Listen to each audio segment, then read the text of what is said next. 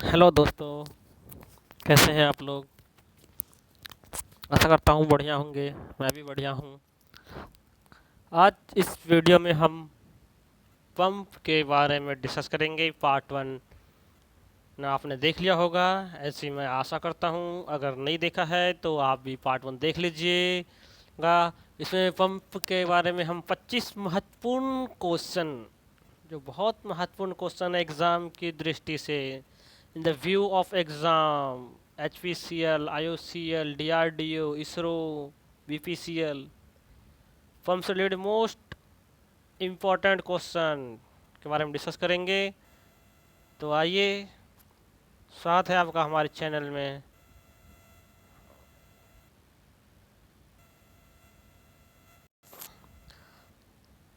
तो इसके साथ ही आज शुरुआत करते हैं हम अपना pump related question part two.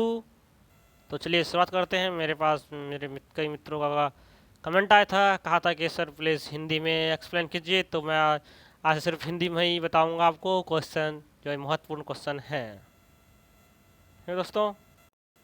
दोस्तों आज का जो फर्स्ट क्वेश्चन है, check valve is you check valve in a centrifugal pump जो होता है वो क्या होता है, या कहाँ होता है, कैसे होता है। तो सब ऑप्शन दे रखा है इसमें। Provide in a discharge line, generally a globe valve, provide to prevent liquid from back mixing up through the pump when the pump is turned off or accidentally। तो इसका right answer all of this. आपने कोई pump देखा होगा तो उसका जो discharge line होता है, जहाँ से पंप चलाने के बाद डिस्चार्ज वाल्व जिसे कहते हैं आप, वो बंद रखते हैं, उसी को कहते हैं। और वो एक ग्लोब वाल्व होता है, ठीक है, जो कि लिक्विड को पीछे आने से रोकता है, यानी कि पंप के अपोजिट फ्लो को होने से रोकता है। उसी को कहते हैं ग्लोब वाल्व, उसी को कहते हैं चेक वाल्व। उसी को लगाते हैं पंप के डिस्चार्ज लाइन में। समझे दोस्तों, इसका आंसर है ऑल ऑफ दिस। अगला क्वेश्चन है, cavitation in a centrifugal pump result from low barometric pressure. सही आंसर है लो बैरोमेटिक प्रेशर। बैरोमेटिक मतलब एटमॉस्फेयर जो होता है हमारा, बैरोमीटर से क्या नापते हैं, एटमॉस्फेरिक प्रेशर का दाब नापते हैं, उसी को कहते हैं। तो कैविटेशन पंप में हो जाता है due to low barometric pressure. अगला क्वेश्चन है, which of the following is used for pumping crude oil from oil well. समुद्र में जो ऑयल निकाला जाता है उसे कहते हैं ऑयल वेल। वहाँ से ऑयल को बाहर निकालने के लिए किस पंप का इस्तेमाल करते हैं, किस पंप का इस्तेमाल करते हैं। तो उसका जो सही आंसर है वो है ड्यूप्लेक्स या triplex reciprocating pump. Multi stage भी कहते हैं रेसिप्रोकेटिंग पंप इसी को। तो यानी कि डबल एक्स या ट्रिपल एक्स, इन दो स्टेज का या तीन स्टेज का जो होता है सेंट्रीफ्यूगल पंप, उसका इस्तेमाल करते हैं, क्योंकि समुद्र काफ़ी गहराई से निकालना पड़ता है, तो इसीलिए इसका इस्तेमाल किया जाता है। इस साथ बढ़ते हैं अगले प्रश्न की ओर। कह रहा अगला प्रश्न, एक centrifugal pump, a centrifugal pump design to pump water, मतलब पंप जो सेंट्रीफ्यूगल से डिजाइन किया गया है वाटर का पंप करने के लिए, पानी को ट्रांसपोर्ट एक दोस्तों से करने के लिए। Employed to pump a more viscous oil, लेकिन इसको हम इस्तेमाल कर रहे हैं मोर विस्कस, जो पानी से ज़्यादा विस्कस है, उस ऑयल को फ्लो कराने के लिए। In the latter case the pump, तो क्या हो इफेक्ट होगा पंप का, पंप पे क्या इफेक्ट होगा। पहला इफेक्ट है develops a lower head, head कम करेगा, जो पहले ज़्यादा दूर तक रिश्ता था वो कम दूर तक जाएगा, जो ज़्यादा हेड पर जाता था वो कम हेड जाएगा। कैपेसिटी इज रिड्यूस्ड, कैपेसिटी कम हो जाएगा। Required more power because of oil is more viscous than water, क्योंकि ऑयल की विस्कोसिटी ज़्यादा होती है इसीलिए।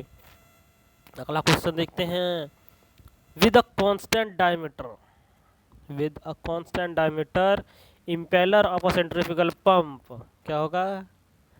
अगर वो डायमीटर कांस्टेंट है पंप का और इम्पेलर जो उसका सेंट्रीफ्यूगल पंप का, तो होता है क्या, head varies as a square of speed, head varies as a square of speed. With, उसका राइट आंसर बी है option.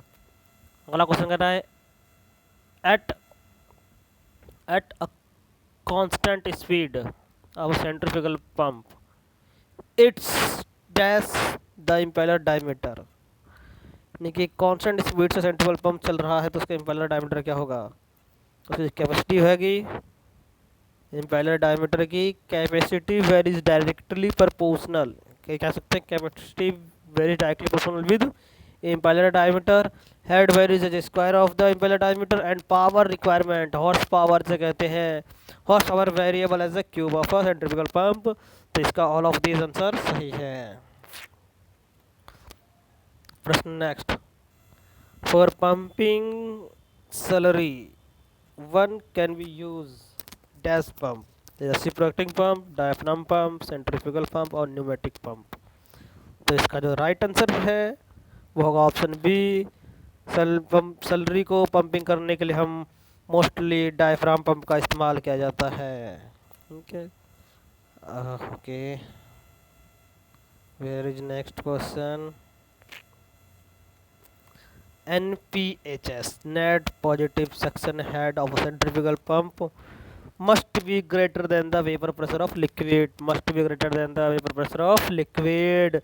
The right answer is this, was greater than the vapor pressure of liquid। NPHS net positive suction head जो होता है किसी pump का greater than होता है vapour pressure of liquid, जिस लिक्विड को हम उसमें ट्रांसफर कराना होता है उसके वेपर प्रेशर से ज़्यादा होता है। अगला प्रश्न ले रहा है, a centrifugal pump use to pump water. Same question, करीब मोस्टली सेम क्वेश्चन है। A centrifugal pump used to pump water is used to pump an oil with a specific gravity 0.8 at the same rate the power consumed will be now decrease होगा because of water की जो specific gravity होती है वो ज़्यादा होती है।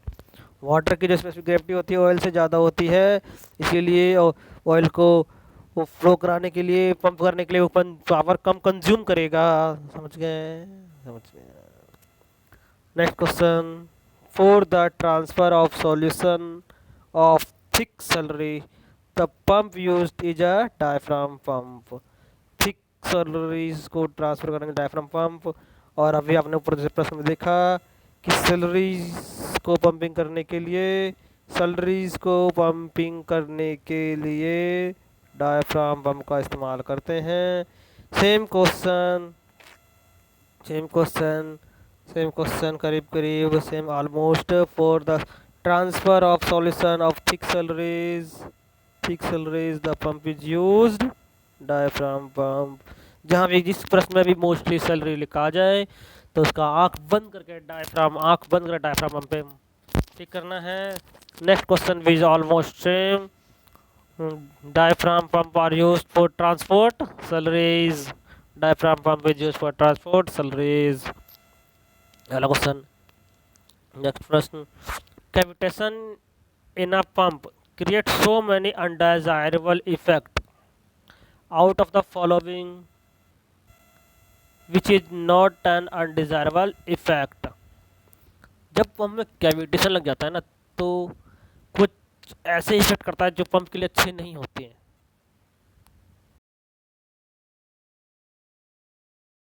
है जो कि पंप के लिए डिजायरेबल नहीं है कैविटेशन लगने पर। ठीक है, पंप में कैविटी लगता है तो जाहिर सी बात है वो साउंड ज़्यादा करेगा, ज़्यादा डेवलप नॉइस, बहुत ज़्यादा सॉल्यूशन करेगा। इफेक्ट उसका जो है लो हेड हो जाएगा, लो प्रेशर हो जाएगा, सब हो जाएगा, इंक्रीज इन थ्रस्ट हो जाएगा। ये सब होता है जो क्या नहीं होता है डेवलप हाई प्रेशर। पंप ज़्यादा प्रेशर नहीं बना सकता। ठीक है दोस्तों, इसके साथ एक लाख प्रश्न की ओर चलते हैं। Purpose of relief valve in a reciprocating pump is to purpose. Reciprocating pump में एक रिलीफ वाल्व लगा होता है डिस्चार्ज लाइन में। कहाँ लगा होता है? डिस्चार्ज लाइन में एक रिलीफ वाल्व लगा होता है। रेसिप्रोकेटिंग पंप के डिस्चार्ज लाइन में एक रिलीफ वाल्व लगा होता है जो कि हमें पंप को किसी भी मतलब हाई प्रेशर के कहीं पंप में कोई क्षति ना हो जाए, नुकसान ना हो जाए, इसलिए लगाए जाते हैं पंप की सुरक्षा के लिए। तो इसका जो ऑप्शन ए है, protect the pump against develop high pressure, इससे बचाने के लिए रखा जाता है। Power requirement centrifugal pump is proportional to speed की पावर क्यूब होता है, speed is proportional to cube. ठीक है दोस्तों, ठीक है दोस्तों, डायमीटर दे रखा है, D is diameter and RPM speed, RPM मतलब रेवोल्यूशन पर मिनट, इन्हें स्पीड कह सकते हैं, और डी मतलब डायमीटर। ठीक है, अगला प्रश्न कर चलते हैं। What is the maximum theoretical suction lift for a reciprocating pump? 10 metre. क्या है ऑप्शन? मीटर्स में है ना, 10 मीटर। ठीक तो, और एक था सेंट्रीफ्यूगल पंप का क्वेश्चन पार्ट 1 में, जिसका 32 आंसर था। ठीक है दोस्तों, तो इसका हो गया 10 metre. In case of centrifugal pump the ratio of total delivered pressure to pressure develop with the impeller is called manometric efficiency. Most important question. In case of a centrifugal pump, the ratio to total delivered pressure to pressure developed with the impeller is called manometric efficiency. Is a most important question. Most important question asked in IOCL. Panipat.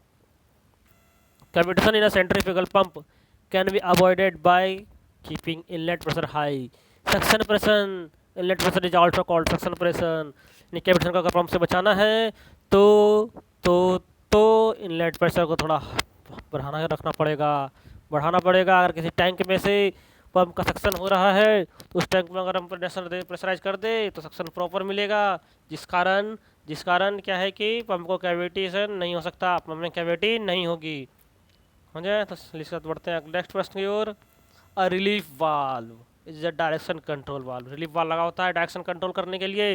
अगर pump में flow suction की तरफ से out inlet to outlet जा रहा है तो इसलिए वो लगा होता है कि कहीं फ्लो पंप के ख़राब होने पर, पंप के बंद होने पर आउटलेट की तरफ से इनलेट की ओर फ्लो ना आ जाए, इसीलिए रिलीफ वाल्व को डायरेक्शन कंट्रोल वाल्व भी कहा जाता है। उसे use as a direction control valve. उसका अनदर नाम जो होता है फुट वाल्व भी कहते हैं, जो पंप के सक्शन में लगा होता है। Foot valve provide in pump for direction control. अगला क्वेश्चन देखा आपने 44 number. Foot valve provide in pump are direction control valve. Okay, next प्रश्न, नेक्स्ट क्वेश्चन की ओर चलते हैं। Priming of a centrifugal pump is done to avoid chance of separation inside the impeller. अगर priming सही से नहीं होगा, इम्पेलर कैसिंग को सही से फ्लोइंग फ्लूड या जिस लिक्विड से फ्लो कराना है वो फुल नहीं होगा, तो अंदर चांस है जब वो पंप रोटेशन करेगा, टेम्परेचर कुछ हाई होता है, चांस अगर अंदर सेपरेशन हो गया, एयर पॉकेट्स बन गया तो कैविटेशन शुरू हो जाएगा, पंप नॉइज करने लगेगा, पंप डैमेज हो सकता है। इन सब से बचाने के लिए प्राइमिंग की जरूरी है। तो इसलिए कह रहा है priming of centrifugal pump is done to avoid chance of separation inside the impeller. Impeller के अंदर कहीं लिक्विड सेपरेट ना हो जाए, वेपर पॉकेट्स ना बन जाए, इसके लिए किया जाता है। ठीक है, इसे याद चलते हैं नेक्स्ट प्रश्न की ओर। Air vessel of a reciprocating pump is initially filled with. Air vessel लगा होता है रेसिप्रोकेटिंग पंप के डिस्चार्ज में, जो कि फ्लो फ्लक्चुएशन को रोकता है। तो जो होता है किसी से भरा होता है, कंप्रेस्ड एयर। किससे भरा होता है? कंप्रेस्ड एयर होता है। Next question, reciprocating pumps are not able to compete with centrifugal pump for industry use mainly because of the pumps have। क्या होता है? रेसिप्रोकेटिंग पंप का जो है ना कंपेयर सेंट्रीफ्यूगल पंप के साथ नहीं किया जा सकता इंडस्ट्री में, बिकॉज ऑफ क्योंकि high capacity and maintenance cost. Because of high capacity and maintenance cost reciprocating pump are not able to compete मतलब कि कंपेयर कर रहे हैं यहाँ पे कंपेयर कर रहे हैं रेसिप्रोकेटिंग पंप और सेंट्रीफ्यूगल पंप का। समझे कि तो इसका आंसर है option C, higher capacity and maintenance cost, इसलिए उसको इस्तेमाल नहीं करते हैं। अगला क्वेश्चन कह रहा है air vessel fitted air vessel fitted to atmospheric pump, sorry reciprocating pump, माफ कीजिएगा, air vessel fitted to a reciprocating pump result is non uniform discharge. जैसे बताया था हमने, कंप्रेस्ड एयर में जो लगा होता है एयर वेसल, वो फ्लो फ्लक्चुएशन कम करने के लिए, to reduce flow fluctuation we use air vessel. तो air vessel fitted to a reciprocating pump, option D, result in non uniform flow, result in non uniform flow, result in non uniform discharge. Next प्रश्न कह रहा है the net positive suction head, यानी कि the NPHS of a centrifugal pump is defined as the sum of the velocity head and pressure head at the suction minus vapour pressure of the liquid at the suction temperature. बताया था प्रश्न में, बताया था आपको एनपीएचएस के बारे में भी कुछ क्वेश्चन पहले। तो suction minus vapour pressure of liquid at the suction temperature, the NPHS of a centrifugal pump is defined as the sum of velocity head and the pressure head at the